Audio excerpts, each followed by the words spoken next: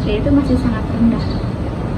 Mungkin kalau menurut saya ya, mungkin bisa dari faktor keuangan, Iya. dari status seseorang, Iya, betul. sama ini kali sumber daya manusianya itu. Ya karena seperti yang kita tahu juga, status sosial itu bisa mempengaruhi hukum yang ada di Indonesia. Contohnya korupsi. Itu kan yang korupsi itu pasti punya dana atau kayak apa ya? Kayak relasi yang luas gitu kan. Beda sama orang-orang yang nggak punya relasi luas atau ekonomi yang rendah gitu. Kalau misalnya orang-orang yang korupsi itu pasti punya uang gitu buat gimana caranya biar saya nggak ketangkap atau nggak masuk penjara ataupun misalnya nggak kena tuntutan. Sedangkan bagi orang-orang yang mungkin ekonominya itu di bawah, pasti apa sih yang bakal mereka kasih gitu, uang aja mereka nggak punya buat apa sih bahasa kasarnya tuh kayak nyogok gitu. Terus untuk pertanyaan yang kedua, menurut Ibu kenapa masih banyak orang yang melanggar hukum? Mungkin yang pertama selama saya ngelihat ya situasi, mungkin mereka yang pertama karena penegak hukumnya. Iya. Maaf jangan jauh-jauh ya kehidupan saya.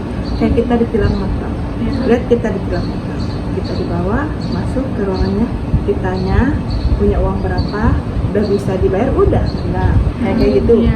Maaf ya, setahu saya jadi di sini tuh hukum bisa dibeli hewan. Yang kedua juga karena awam.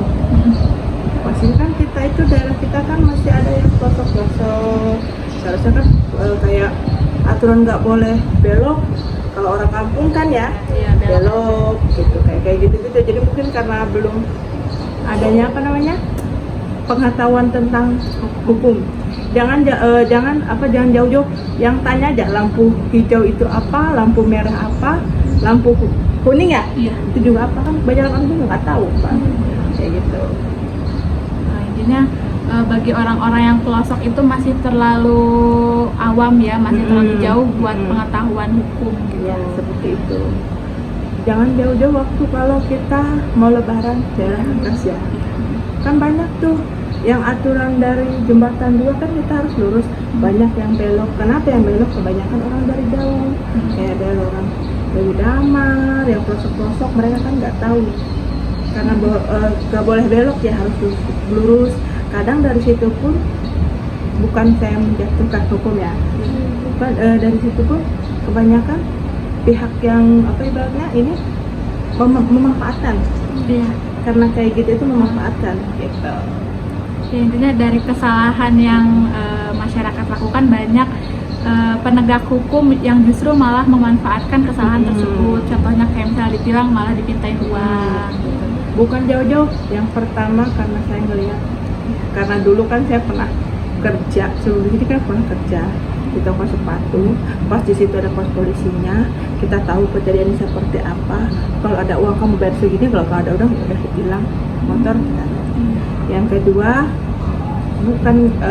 yang kedua karena saya juga punya teman polisi kayak gitulah gitu. Berarti ibaratnya hukum di kita tuh masih bisa dibeli atau Ya, Ibu makasih banyak ya. Sebelumnya terima kasih untuk partisipasinya. Maaf sebelumnya mengganggu waktu istirahatnya. Intinya cukup sekian dari kami. Wassalamualaikum warahmatullahi wabarakatuh. Waalaikumsalam warahmatullahi wabarakatuh.